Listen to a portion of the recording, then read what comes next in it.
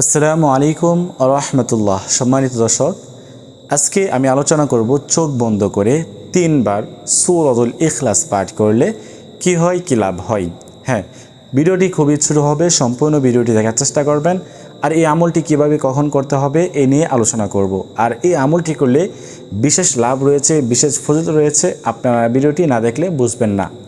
সম্মানিত দর্শক, আমরা এই আমলটি কখন করব, কিভাবে করব। এই আমলটি আপনারা যে কোনো সময় করতে পারি, দিনে রাতে যখনই আপনার মন চাই করে নিতে পারবেন।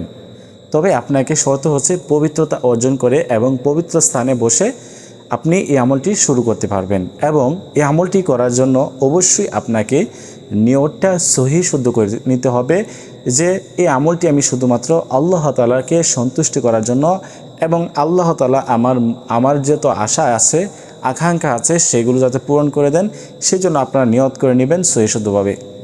তারপরে আপনারা কি করবেন, প্রথমে 3 বার ইস্তিগফার পাঠ করবেন, আস্তাগফিরুল্লাহ আস্তাগফিরুল্লাহ আস্তাগফিরুল্লাহ। তারপরে 3 বার দুরূদ শরীফ পাঠ করবেন, যে দুরূদ শরীফ আমরা নামাজের মধ্যে পড়ে থাকি, দুরুদে ইব্রাহিম।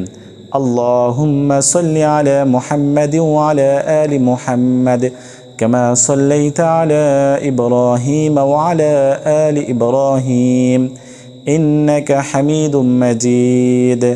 আল্লাহুম্মা বারিক আলা মুহাম্মাদিন ওয়া আলা আলি মুহাম্মাদ কামা বারাকতা আলা ইব্রাহিম ওয়া আলা আলি ইব্রাহিম ইন্নাকা হামিদুম মাজিদ। 3 বার দুরূদ শরীফ পাঠ করবেন। যারা এই দুরূদ শরীফ পারেন না, কিন্তু দুরূদ শরীফ তো পড়তে হবে, সেই জন্য আপনাদেরকে বলবো সাল্লাল্লাহু আলাইহি ওয়াসাল্লাম কয়েকবার পাঠ করে নেবেন, সাল্লাল্লাহু আলাইহি ওয়াসাল্লাম সাল্লাল্লাহু আলাইহি ওয়াসাল্লাম। তারপরে আপনারা কি করবেন, আপনারা এই দুরূদ শরীফ পাঠ করার পরে আপনাদেরকে আউযু বিল্লাহ বিসমিল্লাহ শহীদ চোখ বন্ধ করে 3 বার সূরাতুল ইখলাস পাঠ করতে হবে। আউযু বিল্লাহি মিনাশ শাইতানির রাজিম বিসমিল্লাহির রহমানির রহিম কুল হুয়াল্লাহু আহাদ আল্লাহুস সামাদ লাম ইয়ালিদ ওয়া লাম ইউলাদ ওয়া লাম ইয়াকুল লাহু কুফুয়ান আহাদ বিসমিল্লাহির রহমানির রহিম কুল হুয়াল্লাহু আহাদ আল্লাহুস সামাদ লাম ইয়ালিদ ওয়া লাম ইউলাদ ওয়া লাম ইয়াকুল লাহু কুফুয়ান আহাদ। সম্মানিত দর্শক, তো এরকমভাবে চোখ বন্ধ করে শুধুমাত্র 3 বার সূরাতুল ইখলাস পাঠ করতে হবে। যদি পাঠ করতে পারেন তাহলে কি লাভ হবে, এই জন্য বিশেষ লাভ রয়েছে।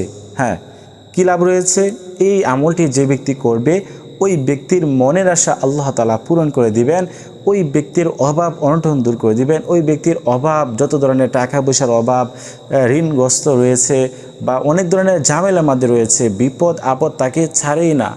এই আমলটি যদি সে করতে পারে, সূরা ইখলাসকে ভালোবেসে আমলটি করতে পারে, আল্লাহ তাআলার রহমতে ওই ব্যক্তির যত ধরনের সমস্যা রয়েছে ওই সমস্যা থেকে আল্লাহ তাআলা তাকে মুক্তি দান করবেন। সুবহানাল্লাহ। আপনারা বিশেষ কোনো কারণে এই আমলটি করতে পারেন, করলে অবশ্যই কাজে আসবে।